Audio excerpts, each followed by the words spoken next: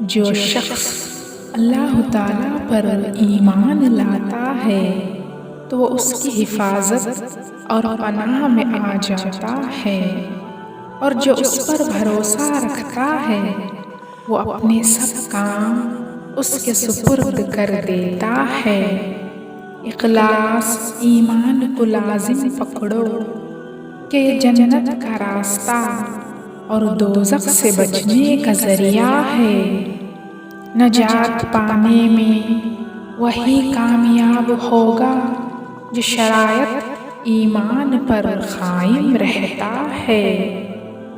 اچھی طرح پاک دامن رہنا اور تھوڑے مال پر قناعت کرنا ایمان کا ستون ہے۔ جس شخص کا اسلام اچھا ہو اس نے ہدایت پائی، اور جس شخص کا ایمان خالص ہو اس کو ہدایت کی دولت ہاتھ آئی۔